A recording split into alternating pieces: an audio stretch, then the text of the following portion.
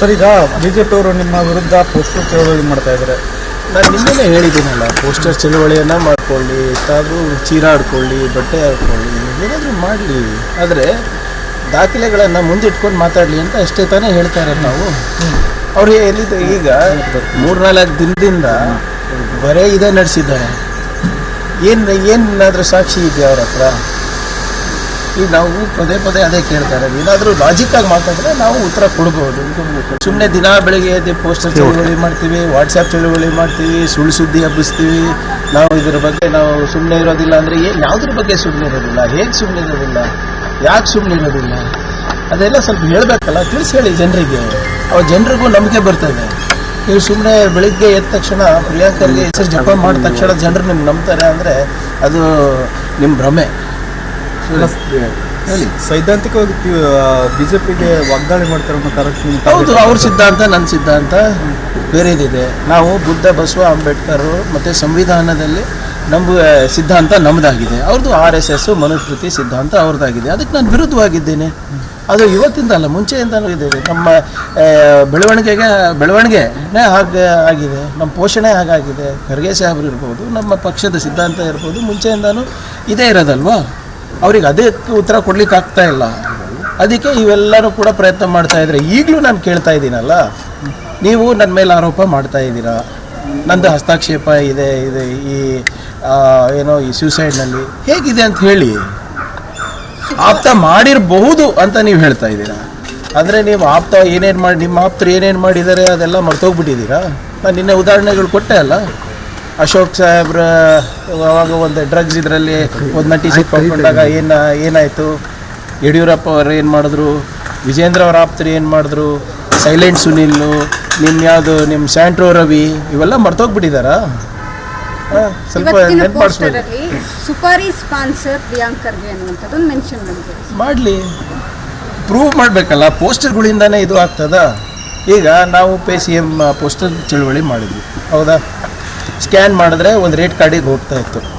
ಆ ರೇಟ್ ಕಾರ್ಡನ್ನು ಯಾರು ತಯಾರು ಮಾಡಿದ್ದು? ಕಾಂಗ್ರೆಸ್ ಪಾರ್ಟಿ ತಯಾರು ಮಾಡ್ತಾ? ಅದು ಎಲ್ಲಿ ನಿಮ್ಮ ಮಾಧ್ಯಮದಲ್ಲಿ ಬಂದಿರೋದನ್ನು ನಾವು ಪ್ರಚಾರ ಮಾಡಿದಷ್ಟೇ. ಎಲ್ಲಿ ಪತ್ರಿಕೆಯಲ್ಲಿ ಬಂದಿತ್ತು, ಎಲ್ಲಿ ಗುತ್ತಿಗೆದಾರರು ಹೇಳಿದರು, ಎಲ್ಲಿ ಅಧಿಕಾರಿಗಳು ಹೇಳಿದರು, ಅದು ಬಂದಿತ್ತು. There was evidence for everything, document for everything. ನೀವು ಪೋಸ್ಟರ್ ಅಭಿಯಾನ ನಾನು ಅವ್ರಿಗೆ ಆಹ್ವಾನ ಮಾಡ್ತೀನಿ. ಏನೋ 4ನೇ ತಾರೀಕು ಕಲಬುರಗಿನಲ್ಲಿ ನಮ್ಮ ಮನೆಗೆ ಮುದ್ದೆ ಹಾಕ್ತಾರೆ. ಸ್ವಲ್ಪ ಟೈಮ್ ಕರೆಕ್ಟಾಗಿ ಹೇಳಿದ್ರೆ ಅವ್ರಿಗೆ ಹೆಂಗಾನ ಸಾಕಷ್ಟು ಓದಿರ್ತಾರೆ, ಚೀರಾಡ್ತಾರೆ, ಕೂಗ್ತಾರೆ, ಗಂಟೆಲ್ಲ ಹೋಗ್ಬಿಟ್ಟಿರ್ತದೆ. ನೀವು ಸ್ವಲ್ಪ ಮುಂಚಿತವಾಗಿ ಹೇಳಿದ್ರೆ ಸ್ವಲ್ಪ ಎಳ್ನೀರು ವ್ಯವಸ್ಥೆ, ನೀರಿನ ವ್ಯವಸ್ಥೆ ಎಲ್ಲ ಮಾಡ್ತೀವಿ. ಯಾಕಂದರೆ ಸತ್ಯವನ್ನು ಇವರು ಹೇಳೋಕ್ಕೆ ಇವರಿಗೆ ತಾಕತ್ತು, ದಮ್ಮು ಇಲ್ಲ. ಸುಳ್ಳನ್ನು ಇವರು 1000 ಸರಿ ಹೇಳಬೇಕಾದ್ರೆ ಬಾಯಾರಿಕೆ ಆಗುತ್ತೆ. ಅದಕ್ಕೆಲ್ಲ ವ್ಯವಸ್ಥೆ ಮಾಡಿಕೊಡ್ತೀನಿ ಅಂತೀವಿ. BJP ಅವ್ರು ಏನು ವರಿ ಮಾಡೋದು ಬೇಕಾಗಿಲ್ಲ.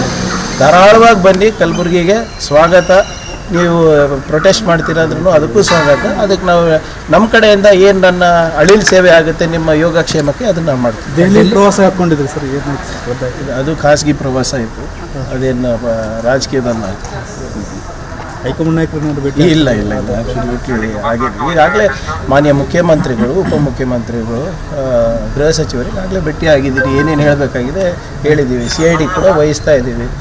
BJP ಅವರು ಇನ್ನೂ ಕೂಡ ಅವರ ಸಮಸ್ಯೆ ಏನಿದೆ ಅಂತ ಹೇಳಲಿಕ್ಕೆ ತಯಾರಿಲ್ಲ. ಅವ್ರ ಸಮಸ್ಯೆಗೆ ಹೇಳಿದ್ರೆ ಅದಕ್ಕೂ ಕೂಡ ಪರಿಹಾರ ನಾನೇ ಕೊಡ್ತೀನಿ. ಸರ್, ಈಗ ತೀರ್ಕೊಂಡಿರ್ತಕ್ಕಂಥ ಗುತ್ತಿಗೆದಾರ ಮನೆಗೆ ನೀವೇನಾದ್ರು ಭೇಟಿ ಕೊಡ್ತೀರಾ? ನೋಡಿ, ಈಗಾಗಲೇ ನಾನು ಹೇಳಿದ್ದೀನಿ, ನಿನ್ನೆನೂ ಕೂಡ ಇದು ಹೇಳಿದ್ದೀನಿ. ಖಂಡ್ರೆ ಸಾಹೇಬರು ಹೋಗಿದ್ದಾರೆ. ಖಂಡ್ರೆ ಸಾಹೇಬ್ರವರ ನಿರ್ದೇಶನ ಮೇರೆಗೆ ಅವ್ರು ಏನು ಹೇಳ್ತಾರೆ ಅವ್ರ ಸಲಹೆ ಪಡೆದು ನಾನು ಮಾಡ್ತೀನಿ ಅಂತ ಹೇಳಿದ್ದೀನಿ. ಅವರು ಭಾಳ ಸ್ಪಷ್ಟವಾಗಿ ಕುಟುಂಬಸ್ಥರು ನಮ್ಗೆ ನ್ಯಾಯ ಒದಗಿಸ್ಕೊಡ್ಬೇಕು, ನಮ್ಗೆ ಯಾವುದೇ ರೀತಿಯಾದಂಥ ಪರಿಹಾರ ಬೇಡ ಅಂತ ಅವರು BJP ಅವ್ರದ್ದು ಆಗಲೇ ತಿರಸ್ಕಾರ ಮಾಡಿದ್ದಾರೆ. ನಾವು ಕೂಡ ಘೋಷಣೆಯನ್ನು ನಾವು ಮಾಡಿದ್ದೀವಿ. ಆದರೆ ಕೊನೆಯದಾಗಿ ಅಲ್ಲಿ ಯಾಕಂದರೆ ಸ್ಥಳೀಯ ಶಾಸಕರು ಅವರು ಆಗ್ತಾರೆ, ಸ್ಥಳೀಯ ಉಸ್ತುವಾರಿ ಸಚಿವರು ಅವರಿದ್ದಾರೆ. ಸೊ ಅವರ ಸಲಹೆ ಮೇರೆಗೆ ನಾವು ತೀರ್ಮಾನ ತಗೊಳ್ತೀವಿ. ಸರ್, ಈಗ BJP ಅವರು ನಿಮ್ಮ ವಿರುದ್ಧ ಪೋಸ್ಟರ್ ಚಳವಳಿ ಮಾಡ್ತಾ ಇದ್ದಾರೆ. ನಾನು ನಿನ್ನೆ ಹೇಳಿದ್ದೀನಲ್ಲ, ಪೋಸ್ಟರ್ ಚಳವಳಿಯನ್ನು ಮಾಡ್ಕೊಳ್ಳಿ, ತಾವು ಚೀರಾಡ್ಕೊಳ್ಳಿ, ಬಟ್ಟೆ ಹಾಕ್ಕೊಳ್ಳಿ, ಏನಾದರೂ ಮಾಡಲಿ, ಆದರೆ ದಾಖಲೆಗಳನ್ನು ಮುಂದಿಟ್ಕೊಂಡು ಮಾತಾಡಲಿ ಅಂತ ಅಷ್ಟೇ ತಾನೇ ಹೇಳ್ತಾ ಇರೋದು ನಾವು. ಅವ್ರು ಎಲ್ಲಿದೆ ಈಗ 3-4 ದಿನದಿಂದ ಬರೇ ಇದೇ ನಡೆಸಿದ್ದಾರೆ. ಏನಾದರೂ ಸಾಕ್ಷಿ ಇದೆಯಾ ಅವ್ರ ಹತ್ರ? ಈಗ ನಾವು ಪದೇ ಪದೇ ಅದೇ ಕೇಳ್ತಾ ಇರೋದು. ಏನಾದರೂ ಲಾಜಿಕ್ಕಾಗಿ ಮಾತಾಡಿದ್ರೆ ನಾವು ಉತ್ತರ ಕೊಡ್ಬೋದು. ಸುಮ್ಮನೆ ದಿನ ಬೆಳಿಗ್ಗೆ ಎದ್ದು ಪೋಸ್ಟರ್ ಚಳುವಳಿ ಮಾಡ್ತೀವಿ, ವಾಟ್ಸಪ್ ಚಳುವಳಿ ಮಾಡ್ತೀವಿ, ಸುಳ್ಳು ಸುದ್ದಿ ಹಬ್ಬಿಸ್ತೀವಿ.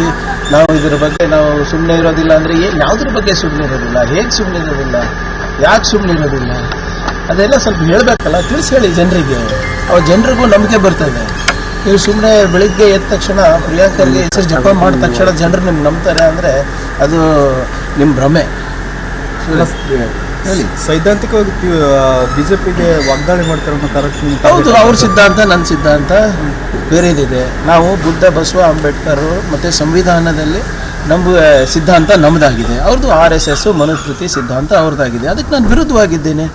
ಅದು ಇವತ್ತಿಂದ ಅಲ್ಲ, ಮುಂಚೆಯಿಂದಲೂ ಇದೆ. ನಮ್ಮ ಬೆಳವಣಿಗೆನೇ ಹಾಗೆ ಆಗಿದೆ, ನಮ್ಮ ಪೋಷಣೆ ಹಾಗಾಗಿದೆ. ಖರ್ಗೆ ಸಾಹೇಬ್ರು ಇರ್ಬೋದು, ನಮ್ಮ ಪಕ್ಷದ ಸಿದ್ಧಾಂತ ಇರ್ಬೋದು, ಮುಂಚೆಯಿಂದಲೂ ಇದೇ ಇರೋದಲ್ವಾ. ಅವ್ರಿಗೆ ಅದಕ್ಕೆ ಉತ್ತರ ಕೊಡ್ಲಿಕ್ಕೆ ಆಗ್ತಾ ಇಲ್ಲ.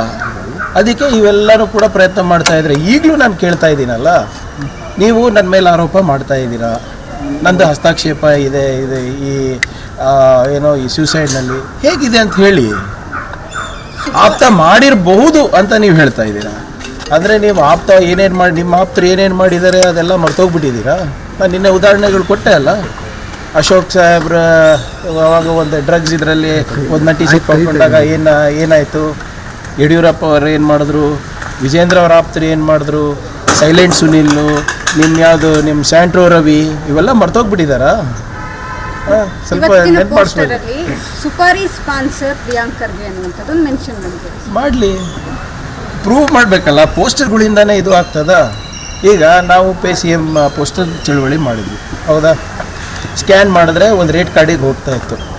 ಆ ರೇಟ್ ಕಾರ್ಡನ್ನು ಯಾರು ತಯಾರು ಮಾಡಿದ್ದು? ಕಾಂಗ್ರೆಸ್ ಪಾರ್ಟಿ ತಯಾರು ಮಾಡ್ತಾ? ಅದು ಎಲ್ಲಿ ನಿಮ್ಮ ಮಾಧ್ಯಮದಲ್ಲಿ ಬಂದಿರೋದನ್ನು ನಾವು ಪ್ರಚಾರ ಮಾಡಿದಷ್ಟೇ. ಎಲ್ಲಿ ಪತ್ರಿಕೆಯಲ್ಲಿ ಬಂದಿತ್ತು, ಎಲ್ಲಿ ಗುತ್ತಿಗೆದಾರರು ಹೇಳಿದರು, ಎಲ್ಲಿ ಅಧಿಕಾರಿಗಳು ಹೇಳಿದರು, ಅದು ಬಂದಿತ್ತು. There was evidence for everything, document for everything. ನೀವು ಪೋಸ್ಟರ್ ಅಭಿಯಾನ ನಾನು ಅವ್ರಿಗೆ ಆಹ್ವಾನ ಮಾಡ್ತೀನಿ. ಏನೋ 4ನೇ ತಾರೀಕು ಕಲಬುರಗಿನಲ್ಲಿ ನಮ್ಮ ಮನೆಗೆ ಮುದ್ದೆ ಹಾಕ್ತಾರೆ. ಸ್ವಲ್ಪ ಟೈಮ್ ಕರೆಕ್ಟಾಗಿ ಹೇಳಿದ್ರೆ ಅವ್ರಿಗೆ ಹೆಂಗಾನ ಸಾಕಷ್ಟು ಓದಿರ್ತಾರೆ, ಚೀರಾಡ್ತಾರೆ, ಕೂಗ್ತಾರೆ, ಗಂಟೆಲ್ಲ ಹೋಗ್ಬಿಟ್ಟಿರ್ತದೆ. ನೀವು ಸ್ವಲ್ಪ ಮುಂಚಿತವಾಗಿ ಹೇಳಿದ್ರೆ ಸ್ವಲ್ಪ ಎಳ್ನೀರು ವ್ಯವಸ್ಥೆ, ನೀರಿನ ವ್ಯವಸ್ಥೆ ಎಲ್ಲ ಮಾಡ್ತೀವಿ. ಯಾಕಂದರೆ ಸತ್ಯವನ್ನು ಇವರು ಹೇಳೋಕ್ಕೆ ಇವರಿಗೆ ತಾಕತ್ತು, ದಮ್ಮು ಇಲ್ಲ.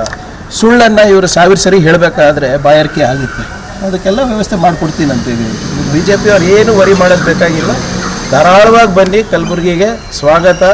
ನೀವು ಪ್ರೊಟೆಸ್ಟ್ ಮಾಡ್ತಿರೋದ್ರೂ ಅದಕ್ಕೂ ಸ್ವಾಗತ. ಅದಕ್ಕೆ ನಾವು ನಮ್ಮ ಕಡೆಯಿಂದ ಏನು ನನ್ನ ಅಳಿಲ್ ಸೇವೆ ಆಗುತ್ತೆ ನಿಮ್ಮ ಯೋಗಕ್ಷೇಮಕ್ಕೆ, ಅದನ್ನು ನಾವು ಮಾಡ್ತೀವಿ. ದೆಹಲಿ ಪ್ರವಾಸ ಹಾಕ್ಕೊಂಡಿದ್ರಿ ಸರ್, ಏನಾಯ್ತು? ಅದು ಖಾಸಗಿ ಪ್ರವಾಸ ಇತ್ತು, ಅದೇನು ರಾಜಕೀಯದಲ್ಲ. ಹೈಕಮಾಂಡ್ ನಾಯಕರನ್ನ ಭೇಟಿ ಇಲ್ಲ ಅಬ್ಸಲ್ಯೂಟ್ಲಿ ಆಗಿದೆ. ಈಗಾಗಲೇ ಮಾನ್ಯ ಮುಖ್ಯಮಂತ್ರಿಗಳು, ಉಪಮುಖ್ಯಮಂತ್ರಿಗಳು, ಗೃಹ ಸಚಿವರಿಗೆ ಆಗಲೇ ಭೇಟಿ ಆಗಿದ್ದೀರಿ. ಏನೇನು ಹೇಳಬೇಕಾಗಿದೆ ಹೇಳಿದ್ದೀವಿ. CID ಕೂಡ ವಹಿಸ್ತಾ ಇದ್ದೀವಿ. BJP ಅವರು ಇನ್ನೂ ಕೂಡ ಅವರ ಸಮಸ್ಯೆ ಏನಿದೆ ಅಂತ ಹೇಳಲಿಕ್ಕೆ ತಯಾರಿಲ್ಲ. ಅವ್ರ ಸಮಸ್ಯೆಗೆ ಹೇಳಿದ್ರೆ ಅದಕ್ಕೂ ಕೂಡ ಪರಿಹಾರ ನಾನೇ ಕೊಡ್ತೀನಿ. ಸರ್, ಈಗ ತೀರ್ಕೊಂಡಿರ್ತಕ್ಕಂಥ ಗುತ್ತಿಗೆದಾರ ಮನೆಗೆ ನೀವೇನಾದ್ರು ಭೇಟಿ ಕೊಡ್ತೀರಾ? ನೋಡಿ, ಈಗಾಗಲೇ ನಾನು ಹೇಳಿದ್ದೀನಿ, ನಿನ್ನೆನೂ ಕೂಡ ಇದು ಹೇಳಿದ್ದೀನಿ.